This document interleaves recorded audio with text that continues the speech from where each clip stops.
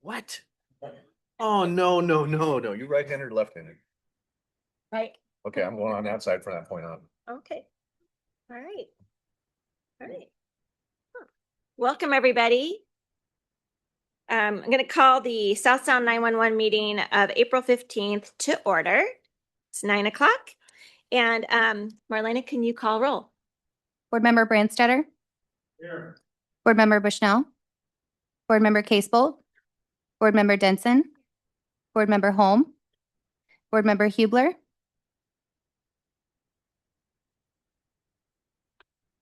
Excused. Board Member Holsey. Excused. Board Member King. Here. Board Member Mello. Here. Board Member Chair Rumbaugh Here. and Vice Chair McGilligan. Here. All right.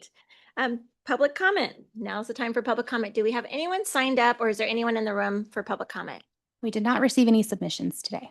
Okay, what a bummer. Always like it when people come for public comment. All right. Now we'll move on to the consent agenda. So moved, as presented. Yes, Chair, Councilmember Branstetter. Yes, Madam Chair, I'd like to remove motion 2026-15 from the consent agenda. Do you want to make your motion again? Move the approval of the agenda as amended. All right. All in favor signify by saying aye. Aye. Opposed? Motion carries. All right, with the change. Committee and other reports. First thing is the Finance Committee briefing, and Councilmember Denson has asked me to have Finance Chair Janet come up to the front. It's your opportunity. Oh, yeah, did I miss something? Consent agenda items. Do that item right now. Sorry, apologize. No You could worries. wait. No worries. Okay, well, then let's take care of that. Madam Chair, Yes. approval of the consent agenda as amended. Second? I seconded it. Oh, just need a vote. It's okay, second. We didn't vote. Okay, all in favor? Okay, great. Opposed? All right, motion carries. I apologize. We made the change and we didn't vote on the change, so. Okay, As amended. all right, now we need to talk about it. All right, let's go ahead. All right. So do we need to invite up Tristan? It's your turn first, then we'll go to Janet. Good morning, Chair Rumbaugh, Vice Chair McGilligan, members of the board. This is item for motion 2026-15 to authorize renewal of a contract with Gage Technologies Incorporated for maintenance and system support of the Avaya administrative phone system at South Sound 911 in an amount not to exceed $220,440 plus any applicable taxes for the period of April 1st, 2026 through March 31st, 2029. And this, well, first, I will let Councilmember Branstetter speak to his questions on this. Well, Madam Chair, I asked to have this could be discussed because in February, we approved a contract with Gage that was at the time portrayed or that it was a complete contract for licensing and services and other things. And now we have a second contract with them, and I wanted to get some clarification of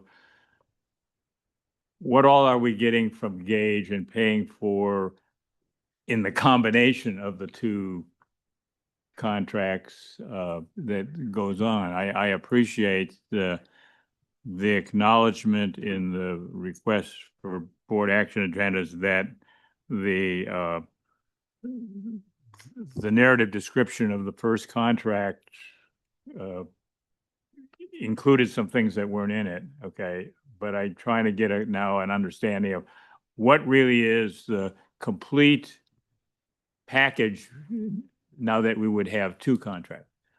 Excellent. So speaking to that, in February, we brought forward a motion, and that was for the licensing and hardware support for our Avaya phone system by Gage Technologies. And the description that went along with that erroneously was the description for this meeting's item. The contract that you approved and the amount was correct for that licensing, but we have additional statement of work around maintenance and software support, which is what this captures. Between the two contracts, we have licensing, hardware support, maintenance, software support, and we will have a third contract coming forward at some point in the near future to upgrade the system. So amongst that constellation of contracts, we will have the entirety of support for the Avaya phone system by Gage Technologies. Note that this is a 3-year agreement as well. And in the future, I would plan to have all of those brought forward as one package so we can avoid this sort of confusion.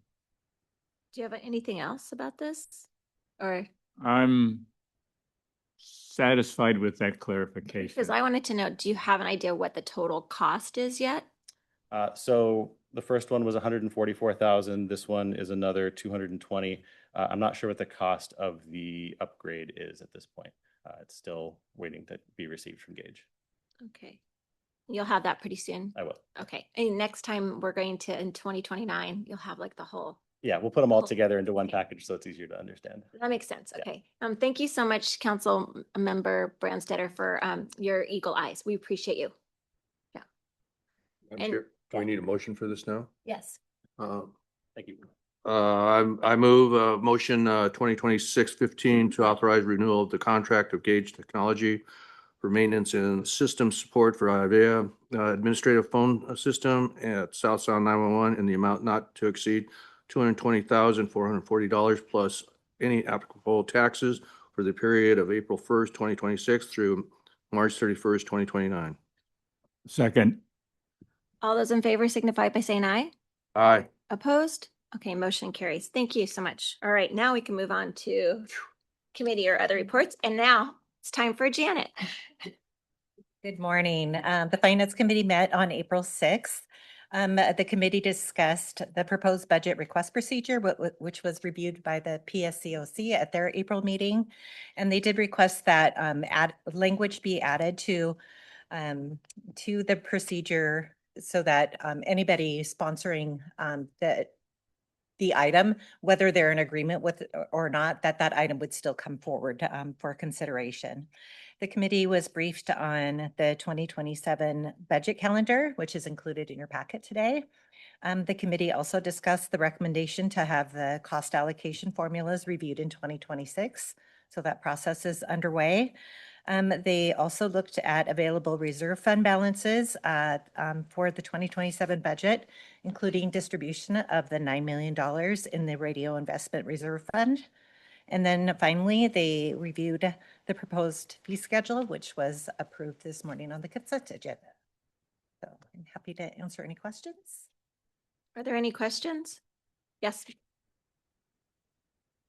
I read that we're going to adjust the language in order to finalize the new agreement, which would be for, given the timeline, which would be for requests in the 2028 budget is when it would be effective. But do you know when approval of the new process is expected to come before the board? We want to bring that back to the PSCOC for further input. So it would be sometime after June before it's brought back to the board for Okay, consideration. thank you. Are there any other questions? Okay, thank you, Janet.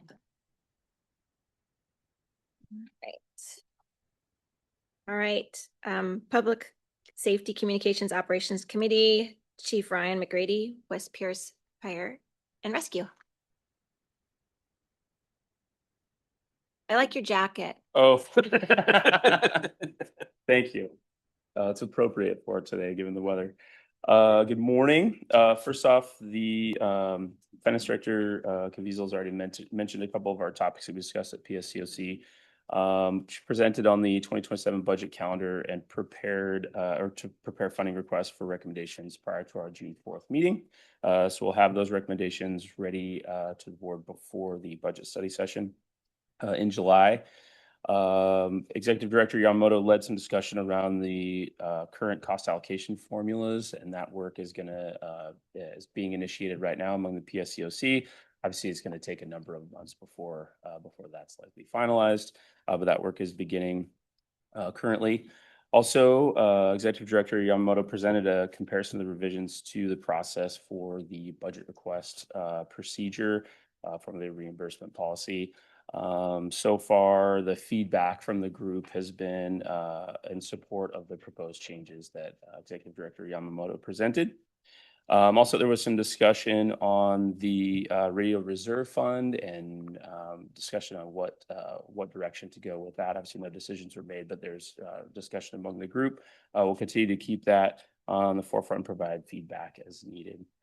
And then the Fire Ops Committee updated the radio alias template, excuse me, and also kind of a notable update, made changes to the standard Mayday policy for responses. So if there's a firefighter that calls a Mayday, there's now a standardized process for that. So to help with efficiency and improve some of the safety and mitigating that. What does that mean to call Mayday? So if there's a firefighter trapped or some other emergency that happens while there could be a number of things, but inside a structure fire, if they get trapped or low air or they get disoriented or lost, oftentimes they'll call Mayday. And there's a whole process within the command structure that we will go through. And by creating a standardized process for the dispatchers to help support that work, helps improve communication, definitely helps improve accountability and our ability to affect that revenue and extricate those firefighters. So definitely great work by that group to help improve that process and definitely improve safety of our firefighters. And that concludes my report unless there's any other questions. Are there any questions? All right, thank you so much. All right, thank you. All right, Bylaws and Charter Committee update. Kendra. Thank you, Chair. We met for our first bylaws ad hoc committee, and Chair Hubler will be helping with our bylaw work. We reviewed Article 1, 2, and 3 before our hour ran out. That included administrative recommendations from staff. So, for example, appointing your board chair in January instead of February. That was one of the changes we discussed. We will meet on a monthly basis and we'll have a report for the next board meeting. Thank you. And thank you so much, Councilmember Hubler, for stepping up into that leadership position. Really appreciate you. Great. All right. I think it is. You said yes. It's great. Super. Really appreciate it. All right. Executive Director Kevin Yamamoto. Good morning, board members. It's nice to see you. I haven't been yelling at staff.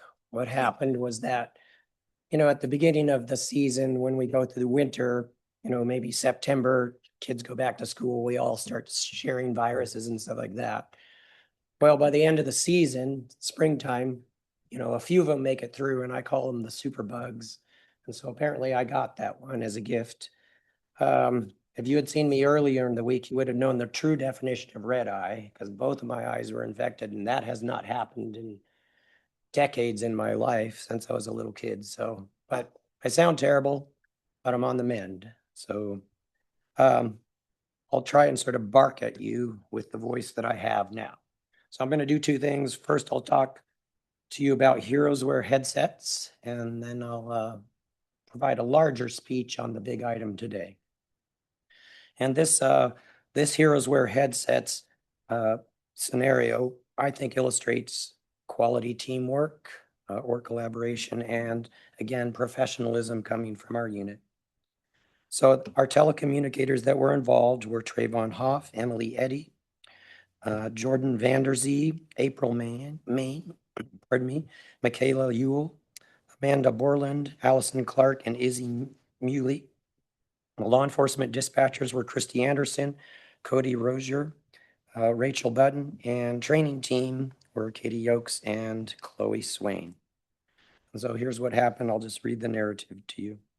In the early morning of March 15, 2026, so springtime, South Sound 911 received an influx of calls with reports of someone being shot. And of course, as we know, in modern times, that probably is one of the most alarming things. Telecommuters went into action immediately. They screened incoming calls for pertinent details. They handled the chaotic scene with a scene, as you can imagine, that had heightened emotions, people in panic, and multiple witnesses. The first call was quickly entered for dispatch to start response. So dispatch is immediately reaching out to law enforcement, while telecommunicators stay on the line and continue to intake information from people, witnesses that were calling. Once the call was entered for dispatch, the law enforcement dispatchers started police resources toward the scene.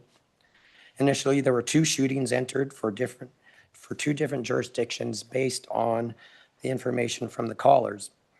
Dispatchers did not hesitate or question the situation. Instead, they acted in sending units to both jurisdictions while the location was waiting to be confirmed. In other words, they covered both of the scenarios, even though there was uncertainty about it. As the call evolved, the dispatchers promptly provided updates to field units, allowing the scene to be secured for medics to enter and assist the victim. Dispatchers continued to coordinate resources, including units from outside jurisdictions, to assist in the area and check for suspects and stand up a common radio channel for communication, while the field units continued to work the call.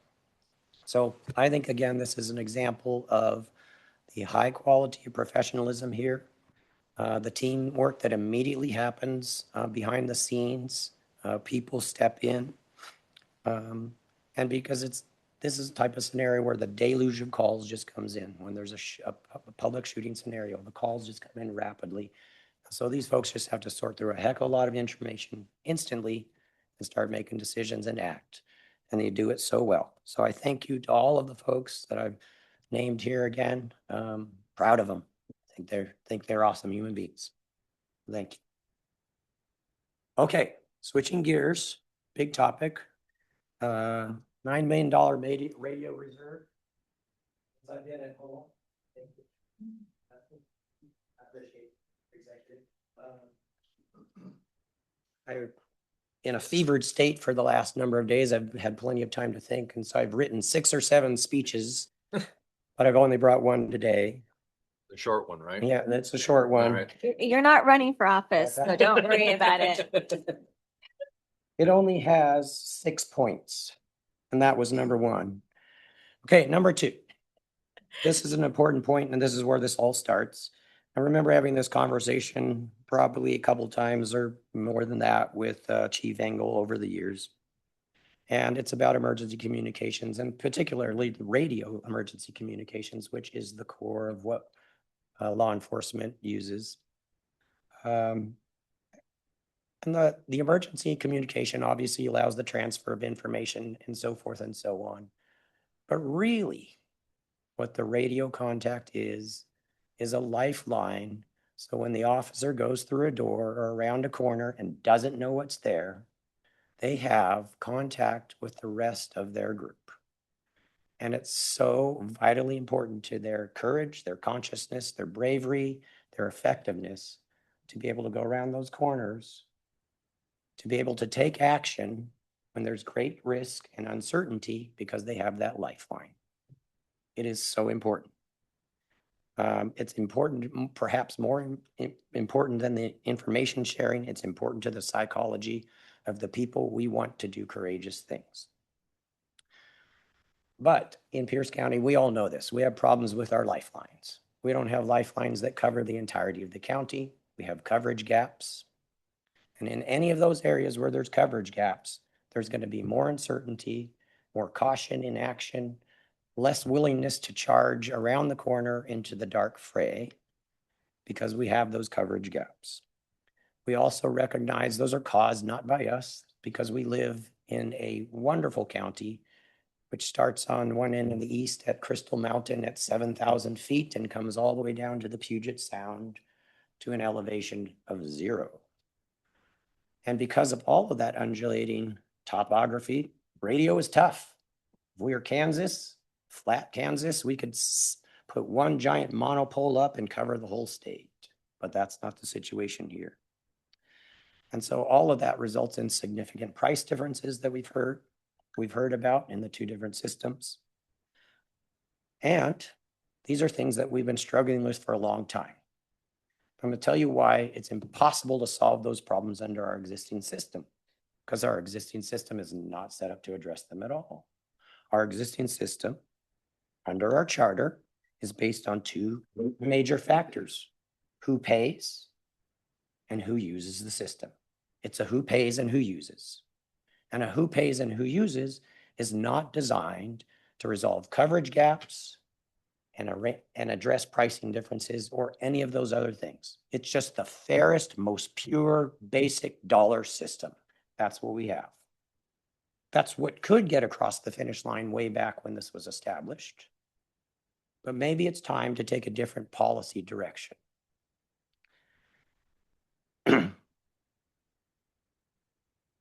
Daniel Keyes, I'm going to quote from him for a bit. If you listen to Daniel, you'll often hear nuance. That's not where you hear from me. So I'm going to take what Daniel says and translate it into a little bit more straightforward language.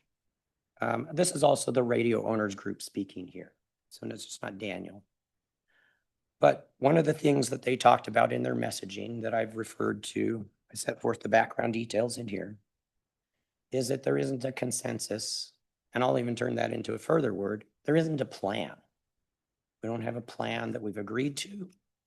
And without a plan of action to agree to, we can't act effectively. We try in starts and fits to address these issues, but we're set up not to do that. It's just about who pays and who uses. And so we don't have a consensus plan.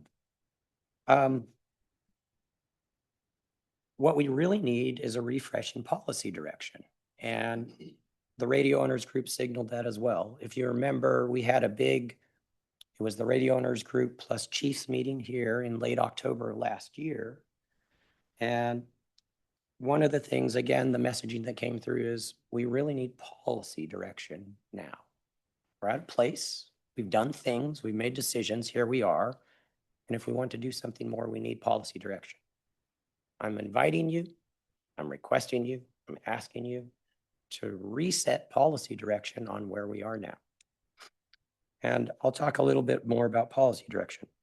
I recognize very much, and because I was one of the folks that helped set up the predecessor agency, the ILA agency, the interlocal agency. This was eventually then turned into a public corporation, which it is now. But I recognize over the last number of years, there were tremendous revenue battles. First, it was about how should the money be spent for the emergency communications sales tax. And we saw how was it spent. First, it was spent on the 700 system, and then the 800 system, and then the Puyallup subsystem, and then this facility. And we went through the exercise last year where we looked at that revenue stream. And my conclusion, and I'm inviting anybody else to look, even like Manager Kim, he's awesome at finance.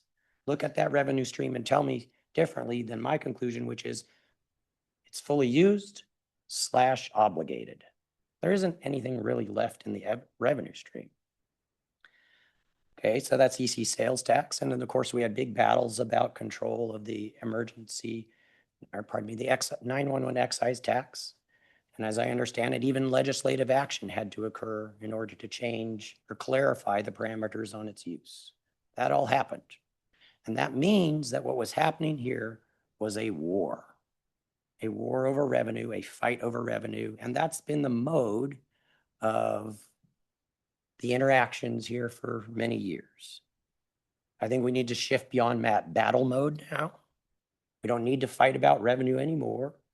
Legislative changes have occurred. The excise tax comes here.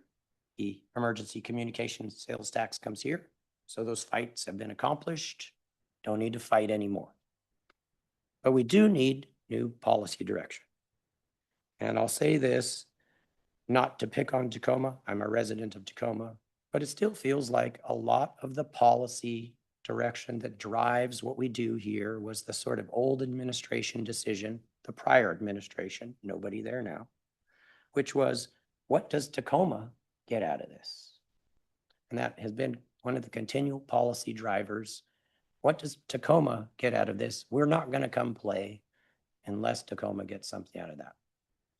The folks that are now in control of Tacoma can do something different.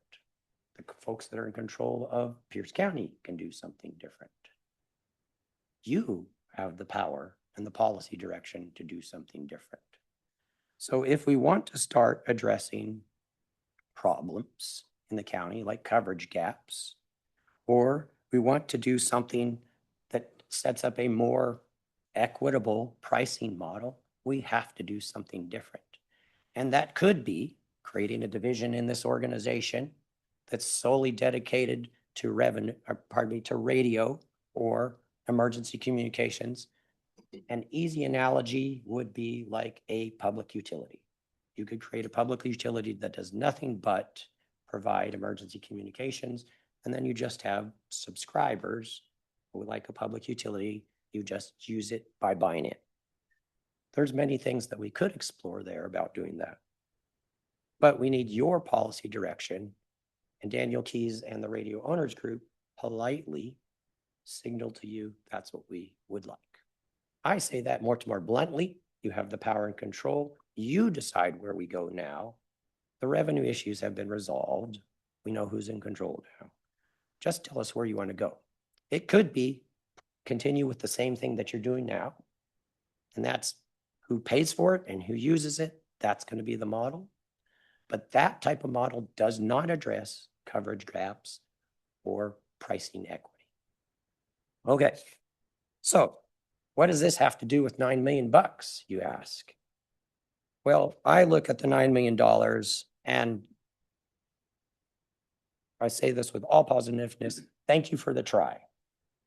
But what's really happening with the $9 is you're taking operating capital and putting it sort of into a wish list fund.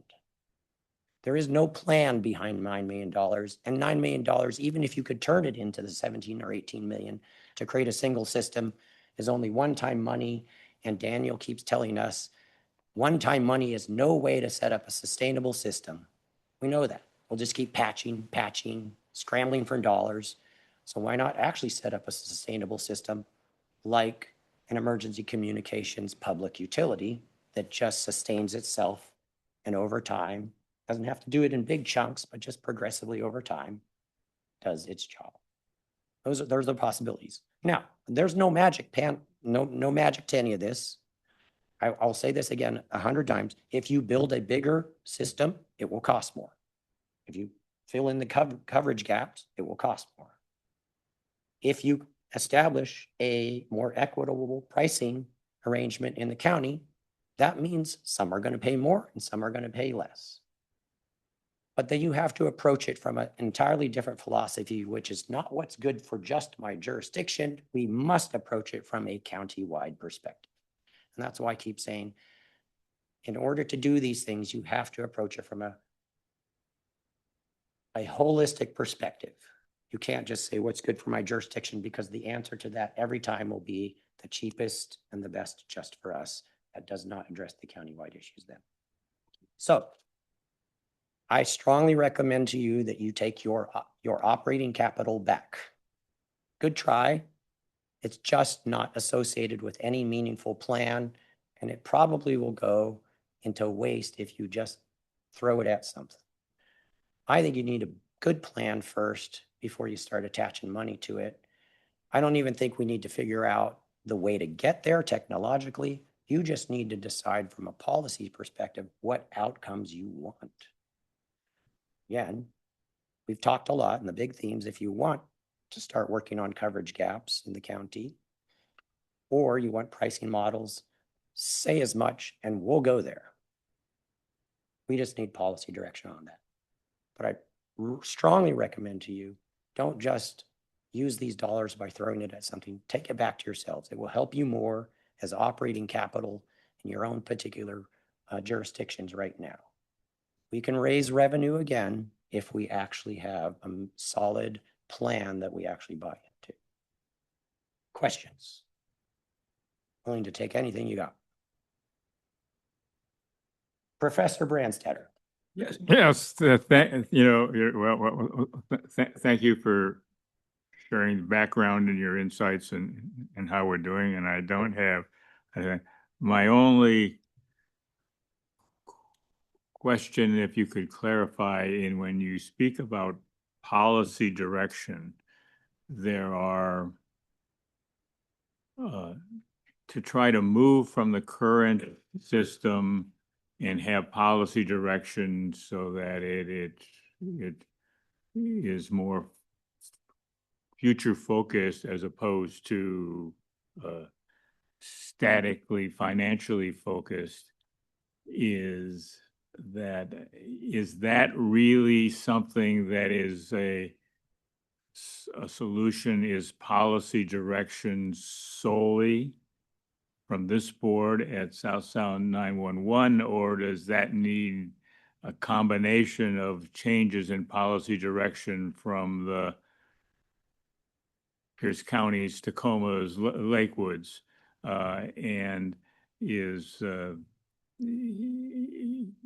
because and the members in the radio group and maybe some collection of users. So, because I'm having a little trouble envisioning a policy change that this board could make that is implementable without aligned policy direction from particularly Tacoma and Pierce County, but also others. Councilmember Branstetter, your question is astute, and it comes to the sort of a heart of the issue here. There needs to be broad-based support for a significant policy change here.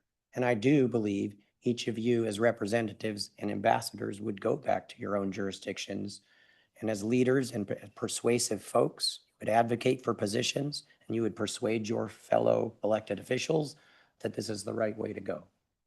Absolutely. So there's two stages. It would probably be developing some sort of consensus policy here, and then going back to jurisdictions to gain support as well. That's a big effort, but without that support, you don't really have a shift in policy. I believe in your powers. I think this is as I've said before, this is the cream of the crop of elected officials in Pierce County. Why can't we accomplish this? You're all highly persuasive to me. Let's do it. But for now, take your operating capital back. Take it out of the piggy bank. It's not doing any good, and it won't solve the big problems. You might be able to patch something now, but that just perpetuates the problems. Give yourselves the money back. Let's develop a new policy direction and go forward thereafter. I just want to say something. Thank you very much, Kevin, and thank you, Councilmember Branstetter. So I really believed that we should take this reserve fund and either offer to do a cash back or money off what you pay for your allocation for this year, because I feel like we didn't really have anything we were doing, and it's just sitting there. That just doesn't feel right if I'm talking to a big user like Pierce County and the city of Tacoma and others who have a lot of money in that account. The other side of this is a different question. If we're going to move ahead in a different way, I think we should set up a meeting to talk about that. I think that possibly it would be good to have a committee of people, a task force or something that wants to sit together and talk. Perhaps start should a study session. Right, we could do a study session, but I want to make sure that we have not just us in the room, but others who also care about this issue. And that would be people who might be officers and firefighters. And I think that their voice is important. I mean, I did talk to somebody this week about hardware that we need out in our community. And it doesn't just help that city, it's helping other parts of the county. It's helping the city of Tacoma. So I think the idea that we think in just our bubble is not true, because I think Councilmember Bushnell has said this to me many times. when you leave and go to Crystal Mountain, you want to make sure that you can get service there. That if something happens to you, Yes. you want to get it somewhere else in our county. So when we think about emergency services, it's for us everywhere we go. So it's not just in our city boundaries. So I don't even think that way. I think that each voice that sits here is just as equal as the next voice, because they're all of our people. And if Pierce County thought that way, we'd never have half the things we have in our city and in our cities, because they are constantly taking money that comes from the state and making sure it gets to us. So I just want to recognize how important Pierce County is in this conversation. So I would love to kind of find a study session that we could talk about this. I'd like to sort of just get a nod of heads if that sounds like something people are interested in. Are these nodding heads? Is there a no? Yours is a yes too. Thank you. Thanks. So that sounds about right. Is this an okay time to have the conversation about the reserves, or did you want to wait until we get to the action item? We could segue. It's perfect. Okay. I think we should sort of just stay on this topic. Sure. Okay. That's what I think. And if there's other conversations, I want to make sure everyone in here at the table that has a vote has an opportunity to share how they feel about the reserves and giving you back your money. So it's really your money from allocations that we've been collecting that was reserve dollars. So that's money we haven't spent on anything, and it's just sitting there doing nothing. And I'm certain everybody at this table has a city that could use a little bit of extra money at this point. But I want to hear from you. That's just I brought it forward. Why don't you tell me, does anyone have anything they want to add? I'm trying Here. Hey. to. One of the things Sure. are we focusing on the distribution of the $9 million, or are we talking about the policy change right I now? think the policy change we kind of finished. We So we're decided done we're with going that? to do a study session. And it was like with the nod of heads. Yeah. And then I didn't know if we need to take a vote on that. Okay, that's what I thought. Now we're talking about the reserves. Okay. The reserves, I agree with the executive director as well as the chair. The money is just sitting there. It's not enough to do anything for where we want to go. So returning the money back to the people that need it right now. As we said, if we need more money, we can always raise it again. There's always talk about, okay, well, if we hold on to it, if we have a situation, we can use this money. Well, we may or may not be able to. So let's just go ahead, take this money, disperse it, get it to where it needs to be, and then work forward, because I want to, this is how I got back to the policy, because the policy needs to be, if we're going to revise the policy, we need to have bones created by South Sound 911 staff to come back to this group, because we all have other jobs that sit here. So for us to try and come up with a plan, us doing it doesn't seem logical unless we have the South Sound 911 staff telling us what they'd like to see, and then have us go back to our entities and figure out what we need to do to bring it forward to the group and argue about that. Because this is one of those things, I remember when this board was first started, it had a focus to go in a certain direction, and it got taken over by the people on the committee at the time, the board at the time, and shifted what this board was supposed to do. And so now we're going to go back to where we need to be, is have a countywide South Sound 911 communication system, and not worry about the politics, hopefully, as much, but move forward on what needs to be done in the county for public safety. So with that, distribution, I think, is a good idea. And I agree with the chair to do it now. Thank you. Commissioner Holmes? Thank you. And I think a lot of us are in concurrence that, giving the money back is probably the good way to go. But I noticed in the director's report, one thing that concerns me is there's $1.2 million plus of current unpaid user fees. And I don't know the legality of it, but I'm sure legal could help with that if we're going to do that, the agencies that are delinquent, that the fees or the unpaid fees would come out of that prior to distribution, returning the fees. My thoughts. Quick response. Yes, please. Um, Director, yeah. I'll actually defer to council on this, but I think there might even be language. The concept is in order to be a participant, this is not our charter, but in order to be a participant or partner agency in our charter, you got to pay your bill. Pretty sure that's language in there. So your concept is exactly right. Nobody's entitled to an allocation if they're not in good standing with the agency. Okay. Thank you for bringing that up. Is there anything else? Okay, Councilmember Denson. Thank you. I concur that distribution is the right thing to do at this point. I just want to acknowledge and thank everyone in this room, including a lot of the chiefs that have worked so hard on trying to figure out a single system over the years. And I know even for me, because it's something that I've worked hard on and have pushed, and we've passed resolutions at council.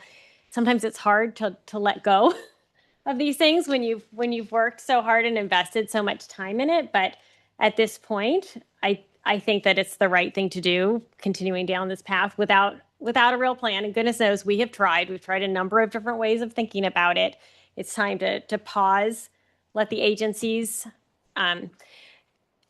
do with their money what they need to do. And I know a lot of agencies need radios and a lot of other things, and they can make their own decisions on the use of those fundings and reset things here to figure out what's going to get us to our actual objectives, which Director Yamamoto, I appreciate. I think that we agree are better pricing models so that it's more fair and more affordable, especially for our rural areas. I mean, it's about affordability of service and, of course, better coverage, which is what we have to do to keep our people safe. So thank you. Thank you, Councilmember Denson. Are there any other questions or comments? Yes, Councilmember Hubler. Yes, Madam Chair. Oh, actually, I'm sorry. Councilmember Hubler was first. Just a second. Okay. Thank you. I actually had the very similar conversation with our chief of police on the way here. So that was some of his questions was, if someone hasn't paid in their bills, should they get a disbursement back or should that go towards their fees? And then for cities and departments, like if this disbursement, I don't know the formulas. I don't understand. We didn't quite understand how all this formula comes together and stuff. But, like if somebody like City of Bonnie Lake, we buy all our own radios. We fund all of that kind of stuff, making sure that disbursements are fairly done so that if somebody hasn't taken radio disbursements, or I don't know, we didn't understand the whole disbursement part of this or how this would be laid out. Just making sure it's, fairly done and that everybody gets back what they've put in, I guess. You're welcome to ask us specific questions and we'll give you specific answers. Right now, all it's set up at. Oh, turn that on. Sorry. Councilmember Hubler, you're welcome to ask us specific questions and we can give you specific answers. All this is set up on, though, is the communication assessments formula. People pay money into the organization or agencies pay money into the organization. And that's, in essence, if you're going to reverse that and distribute monies out based on the percentage that you put in, that's the percentage that you get out. That's all it is. And then you have a choice whether or not you just want to, in your own jurisdiction, reduce your bill, we call it the cost allocation. It's really the communication assessment. You could reduce your bill. I would say, as a person who knows a little bit about finance, that's a dumb decision. You should take the cash. Taking the cash expands the possibilities of what you can do in your jurisdiction. It gives you more, at least in the short term. So it's better for you to take the cash. Was any of the money used in any other ways, or is it always just kind of sat there? This is just sat there as far as I know. Okay. Any other questions? Okay. Councilmember Brandstetter? Thank you, Madam Chair. In Lakewood, my council had a brief discussion around the options in this regard. And I guess our consensus was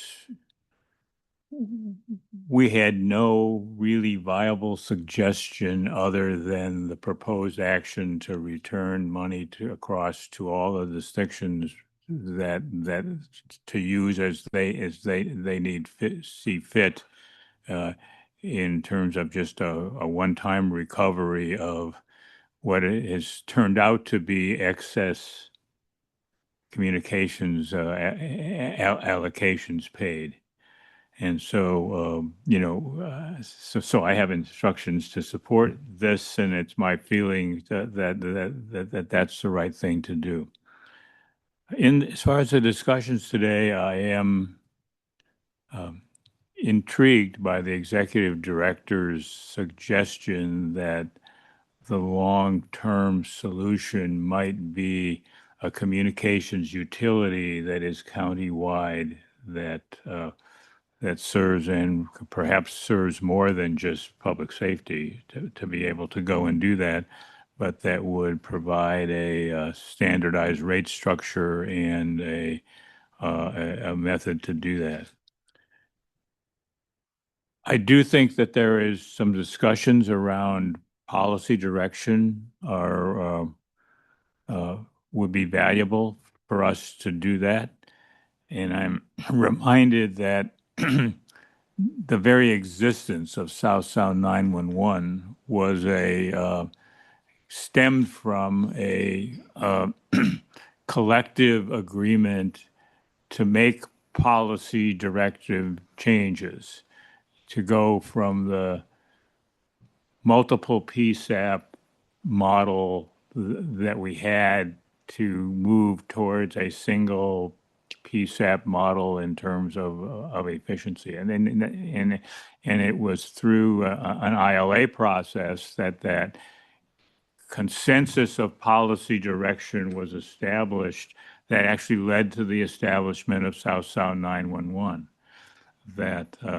So I think convening some discussions with other partners, but that the policy direction, not necessarily changes, take place in separate actions by different councils or boards, but rather it work towards a broad ILA where everyone is signing on to the same policy direction agreement that goes on over there. And that doesn't necessarily mean that such a utility would end up being internal to South Sound 911 or anything else. It could be established in the same way South Sound 911 is, as an entirely separate entity with some way to do that. But it certainly won't happen if discussions don't start. And so I would look out to who the relevant partners are. I mean, the original South Sound 911 was created by an agreement about everybody who was operating a PSAP, and that included fire and things at the time. So we just need to figure out who the core group that they can create a policy is and get something started to be able to go and do that, because the coverage gap problem is not solvable in the current organization, but it would be front and center to a vision that a utility type organization would be intended to develop in the same way that other utilities, like the sewer utility, has to pay attention to where aren't their sewers yet. It's similar to that. So, Madam Chair, I think that you need to sort of take a lead to getting with folks to decide what really is the group that needs to be involved in those discussions. And it's not just internal to South Sound 911, but you are in a position to influence others to at least show up at the table. Thank you very much. Okay, so I want to recognize that Councilmember Bushnell, you have your microphone on, and then Councilmember King, why don't you go first, and then Councilmember King. Thank you, Chair. I just wanted to concur with a lot of the comments that were made here today. Really appreciate all the efforts. We definitely made a really strong try in trying to create a single system. Insofar as that we put skin in the game, we put our money forward. We're committed to making this happen. The reality is, it's not going to, and that's okay. We've done what we needed to do. We've turned every stone. We do need to shift policy direction and reimagine how we make sure we're covering all these gaps. And I think that's a really great conversation and to bring all stakeholders at the table so that way we can get agreeance. But I do, just back to the reserve fund, I think it's really important that without a plan going forward, that it does not make sense for us to be leaving that sitting there. And it does make the most sense to me to make sure it's going back to jurisdiction so we can make sure that each jurisdiction has this opportunity to maximize its own tax dollars and get what needs done. And so ultimately, I think a policy discussion is really important, especially as we pivot and making sure that we have buy-in from all the different stakeholders that are going to be involved in making this happen. I do agree that a utility model makes a lot of sense, not only for sustainability, but because it is something that will be needed in perpetuity long after we're all gone. So this is a forever thing, similar to like electricity. You need it forever. So I think it really makes a lot of sense to look at a really long-term sustainable model, and that we're doing it in a way that's as equitable across the county as possible. Again, as Councilmember our Chair Rumbaugh mentioned, I want to make sure my residents in Tacoma are able to get the same level of service wherever they're at in the county, because we all have people that are working all over. We have people that are recreating all over. And so it's really important that we are remembering at the end of the day, we have to make sure that we have a response to emergencies across the board. So that's what I got. Thank you. Thank you, Councilmember Bushnell. Councilmember King. Thank you, Madam Chair. I won't belabor this any further. Seems like we're moving towards a general consensus, and I will just say that the City of Puyallup recommends that we return these funds back to the current jurisdictions. So thank you. Thank you. And I just want to say, I've heard people say that we failed. I don't actually think we failed. We took so long that there's other options for us to look at. That's really what's happened here, is that if you wait long enough, you become redundant. And so now it's an opportunity to think differently about what we do next. I actually think this is probably a better idea, the public utility, and I appreciate Kevin, you always have such great ideas. I appreciate what you bring to this organization because you're bringing us to a different place than we were. So as I would have liked to have gotten to a single system, I think this might be a better choice. So I just really appreciate this conversation. We are going to move forward on some type of study session. It's going to include everybody who's impacted by this decision. So it's not just South Sound 911. We'll have to figure out who those people need to be, and they need to be in the room. And so I really appreciate what you had to say, Councilmember Brandsetter. So, all right. All right.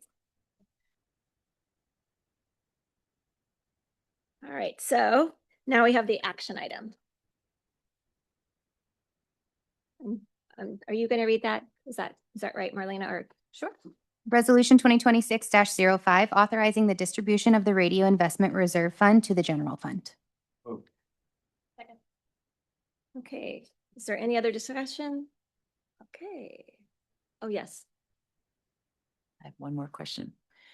How long have jurisdictions been paying into this fund? Can you put your microphone? Janet can answer specifically, but it seems like about 2 million each year, 1 year, 1 million. And it went in perhaps over 4 or 5 years.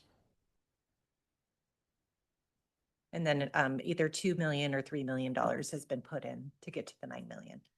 Per agency or? Per year. No, Per so year it was total. just Okay, as a part okay. of the budget process, excess dollars were put into that fund Okay, and so just the, reserved. So specifically for radio investment. okay. So this isn't just like a jurisdiction just automatically paid into it. It's they paid their user fees Oh, and then no? No, No. you're Oh, saying it okay. So- exactly correct. Okay, so the user fees are then a portion of that is put into this fund to hold on to for later usage if. Yeah, Okay. in a sense. So we look Okay. at all of our revenues together, right? And as we go through the budget process, there's only three sources of revenues. There's our excise tax dollars, there's the sales tax dollars, and then there's the allocation. So all of those come together and then we figure out our expenditures, what we want to set aside in any kind of reserve fund. So it's all part of the same process. And to answer Councilmember Hubler more directly, it's a conscious decision during the budget process of each of those years. The board decided, hey, we're going to put $2 million into a reserve fund as part of the budget process. Next year, let's put 2 million more. Next year, we put 3 million. So each budget session, it's been the board that's decided, hey, we'll put some additional money into that reserve account. It's really coming from the revenue, as Janet says, beyond what we needed to operate. And so you put those additional revenues into the reserve account. That's how they got there. Yeah, and if we didn't do that, it would have been a lower allocation for each of the agencies distributed that way. So that's a super important point. The reason that piggy bank got built up is because y'all paid more into the system. Extra revenue didn't come from another place. Your cost allocation, more accurately called your communication assessment, was just bigger because you wanted to save some more money. So I even really think about it. Your bill got bigger because you wanted to save. All you're doing is returning the money to yourselves that you saved because your bill was bigger. So it's not bad to return it to yourselves at all. You kind of sacrificed to put it there in the first place. Okay. So we have a motion and a second. All in favor signify by saying aye. Aye. Opposed? All right, motion passes. Thank you. I didn't have any chair comments because I used them for this conversation. So. Right. Okay, so other business. That's you, Vice Chair. I have nothing at this time, unless we want to bring something up. Right now, I guess I'll do this. There's a discussion that came up and Director Mears knows about it, on changing our designation from FireCom for fire and radio for police, but it's now going to be radio. And there was some confusion on how we got to this situation. I met with the Executive Director Yamamoto. I saw the emails that this was started. This process was started way back before the beginning of the year on bringing this thing together. And on May 1st, I think, is when we're going to implement. We're moving away from FireCom. It's going to be just directly radio. So it's one designation from this point on. And it's been discussed and rolled around between PSOC as well as the other groups. And so this is not something that's just new to us. It has been in the works for at least a couple of years from what I understand. And now it's being implemented as of May 1st. And I think that's very accurate. It has been well vetted. There may be a request that Chief McGrady has notified me about this morning from the union that says, hey, will you folks pause on this for a while? In other words, extend the May 1 deadline. And that may be a legitimate consideration. We'll just, once the request reaches us, we may do that. I would prefer that everybody sort of be aware, not surprised, fully steeped in what's supposed to happen, but it's really just changing a call sign, especially when there's joint operations involving both law enforcement and fire, to using a neutral call sign for those operations. Correct. I going through the emails that I received from Chair or Executive Director Yamamoto pretty much spells out and how it began, how we got to where we're going to be, and whether it filtered all the way down to the firefighters. That's always a situation. Sometimes some are told about it, some are not. If May 1st is not the date, that's fine if you need to move it. But I was comfortable after meeting with the executive and talking to Director Mears that moving forward seems like the right plan. So I haven't heard anything since then, and I've tried and I've reached out to some of the people that I represent to make sure that they understand where we're at too. Vice So Chair, thank you. Vice Chair, I just wanted to thank you too. The way you engaged on the process, I thought was the super right way to do it. You actually took the time to talk about it, review the information and the background and fully understand it. And I appreciate that open-mindedness. Great. Are there any other announcements? Okay with that? Move to adjourn? Second. All in favor signify by saying aye. Aye. Opposed? And our meeting is adjourned at 10 o'clock. Oh my gosh.